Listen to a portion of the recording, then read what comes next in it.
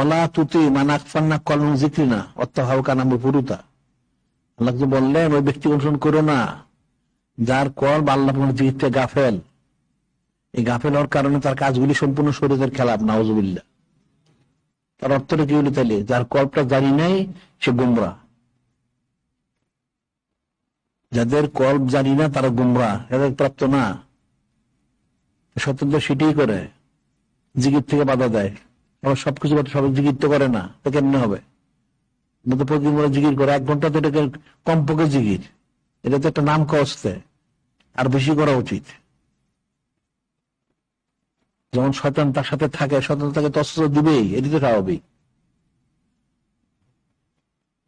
আল্লাহ বলতেছেন মায়েশন জিকির মুকাদ শয়তান ফাউলাহ করিন, সে তার বন্ধু হয়ে যায়, ঘনিষ্ঠ বন্ধু।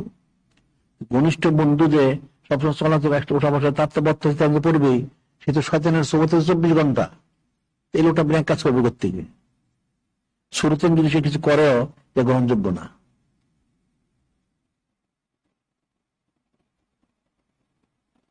জিকির করা উচিত, মুসলমানের বেশি জিকির তো করেন, হবে করতে গিয়ে শয়তান তাকে সারাদিন অসুস্থ দিচ্ছে।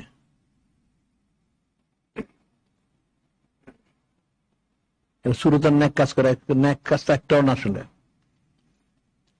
আমলে চলে, যদি আমলে চলে চলে ইমান থাকতে হবে, ইমান ছাড়া তো আমলে চলে হয় না। শুরুতে বাহ্যিক ভালো কাজ করতে পারে সে, কিন্তু এটা আমলে চলে না। আমলে চলে যেটা বলে ইমানের সাথে যে ন্যাক কাজটা করে, এটা আমলে চলে। এটা কাফের যদি একটা মসজিদ বানায় দেয়, এটা তো ন্যাক কাজ হবে না, তা ইমানই নাই।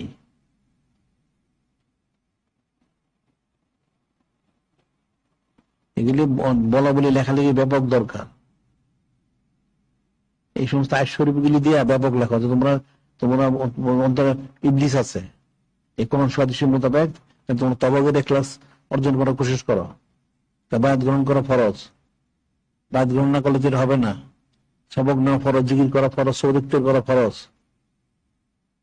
কিন্তু তোমরা লেখানো করো, লেখো, ব্যাপক প্রচার করো। একজনে লেখলে 10 জনে 100 জনে ছড়াই দিলিতে হয়, সবাই তো লিখতে হয় না। এক একজন এক একটা লেখক, এটা সবাই মিলে প্রচার করুক। কাপড়ে তো এরকমই করে।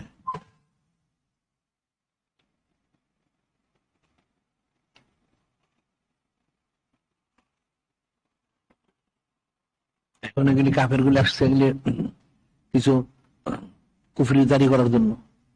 তাহলে মুসলমানরা প্রতিবাদ করুক, তাহলে তো হয়ে গেল। আর এই সবগুলি তো মূর্খগুলি, না আছে গেলি দিনে ইলিম, না আছে না দুনিয়া সম্পর্কে কোনো আকল বুদ্ধি, সবগুলি মূর্খ।